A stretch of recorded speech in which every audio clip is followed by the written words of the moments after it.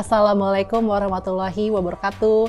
Halo Sinekrip, balik lagi sama gue Inka. Nah, jadi hari ini gue mau nge-review film bergenre action thriller asal Korea yang tayang di Netflix. Promonya itu sering masuk ke list worth the wait. Judulnya adalah Ballerina. Film ini disutradarai oleh Lee Chung Hyun yang terakhir itu bikin film Korea judulnya The Call. Itu ada juga di Netflix ya tahun 2020 kalau nggak salah, dan gue juga lumayan suka gitu sama filmnya. Lalu diperankan oleh Jeon Jong Seo sebagai Ok-ju. Fun fact-nya, si Jeon Jong Seo ini itu pacaran sama sutradaranya. Sutradara film ini yang mana di film sebelumnya The Call mereka juga kerjasama juga ya, satu jadi aktor dan jadi satu lagi jadi sutradaranya gitu. Jadi dua kali di project yang sama. Lalu juga ada Kim Ji Hoon sebagai Choi Pro. Nah, dia tuh pernah terakhir main di Money Heist ya bareng sama si Jeon Jong Seo juga.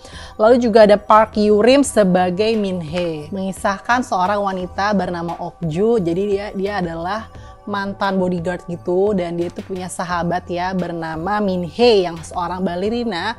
Nah, si Min Hee ini dia itu akhirnya bunuh diri akibat kekerasan seksual, dan dimana akhirnya si Ok-ju ini melakukan aksi balas dendam karena kematian sahabatnya. That's it ya, itulah garis besar ceritanya seperti itu ya, tentang aksi balas dendam. Jadi hal yang menarik dari film ini adalah acting dari pemeran utamanya, yaitu Jeon Jong Seo, yang menurut gue memang bintangnya adalah dia, magnetnya adalah dia. Dia memerankan karakter seorang cewek yang kalem-kalem tapi pembunuh berdarah dingin. Sekalinya ngebunuh tuh sadis banget, dari tatapan matanya, dari ekspresinya tuh bener-bener gokil banget lah pokoknya. Sebenarnya dia agak-agak mirip ya dia di film yang dia di The Call gitu, meskipun di The Call itu kan dia jadi antagonis ya, jadi psikopat ya. Kalau di sini dia jadi protagonis tapi sama-sama pembunuh berdarah dingin. Ballerina itu merupakan film action thriller yang nggak hanya fokus di berantem-berantemnya aja, tapi secara visual itu, secara dari estetikanya tuh emang cakep banget itu. Jadi beberapa ada yang kayak kontras gitu ya, kayak ngegambarin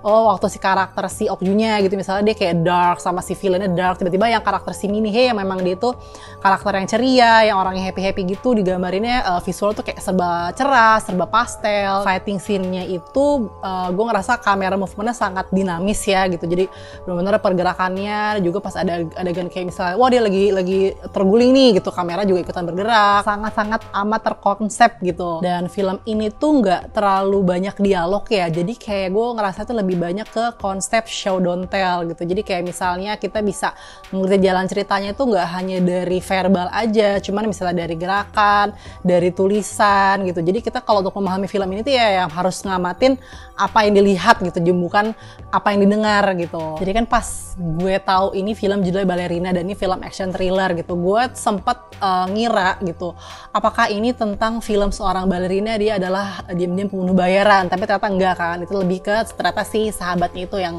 balerina gitu.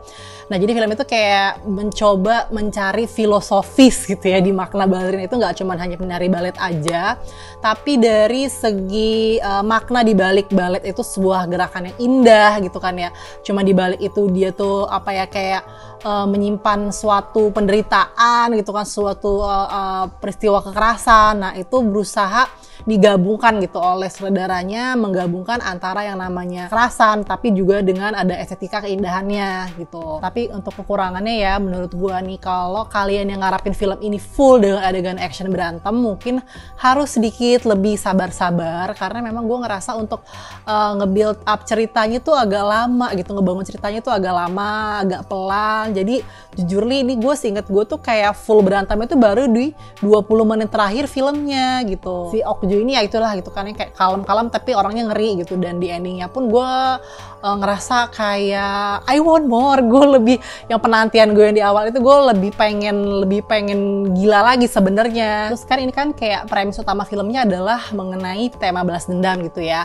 Nah, tapi sayangnya tuh gue ngerasa konfliknya itu kayak terlalu untuk dimudahkan gitu. Jadi aksi dia untuk balas dendam tuh kayak terlalu mudah si Ok-ju ini. Kan kita pengen yang namanya juga film kayak gitu ada tegangnya, ada ngerasa gue gregetan apa gimana. Ini tuh kayak terlalu dimudahkan aja gitu. Meskipun ada perlawanan juga dari villainnya, cuman nggak bikin kita tuh yang sampai emosi. Nah, itu tuh nggak ada. Sebenarnya nih karakter antagonisnya tuh yang namanya Choi Pro ini sangat potensial sekali menjadi sosok villain yang mengerikan gitu, dimana dia itu ya penjahat yang suka bikin video-video yang mengerikan kayak gitu. Terus dia tuh juga sempet kan pas dia ngelawan Okju tuh sempet dirobekin mulutnya sampai kayak Joker gitu, seremnya.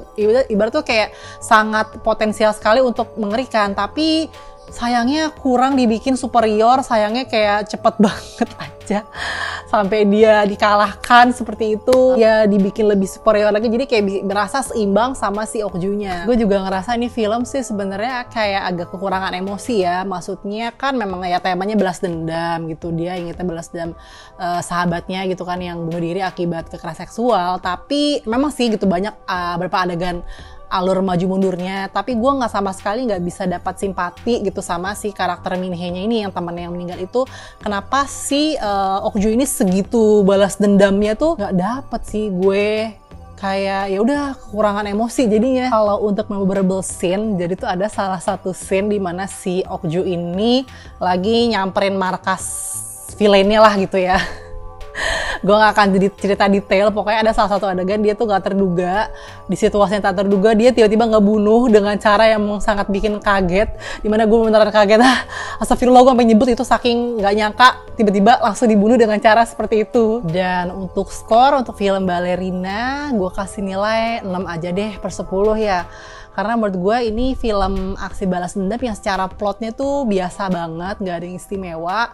Tapi memang ya ada effort ya untuk menampilkan visual keindahan di atas kekerasan. Dan bagi kalian yang ngefans sama Jong Joon-so, ini wajib banget nonton karena memang filmnya itu ya utamanya dia gitu, bintangnya dia, magnetnya adalah dia gitu. Bahkan gue mikir kayak ini kan sutradaranya pacarnya ya, jadi kayak apa ya, seolah-olah kayak dia bikin itu ya spesial buat si pacarnya gitu, tanpa begitu memperdulikan plot dan hal-hal lainnya gitu. Sekian aja di video dari gue. Nah, kalau menurut kalian yang udah nonton, suka kalian sama filmnya, dan mungkin skor versi kalian berapa, just let me know, tulis di kolom komentar. Teman yang juga suka nge-review di Letterboxd, boleh follow akun gue, Inka Paramita. Nanti kita follow-followan. Oke, thank you for watching. Jangan lupa dukungannya like, share, dan subscribe channel Cinecrip. Sampai ketemu di konten berikutnya. Bye-bye. Wassalam.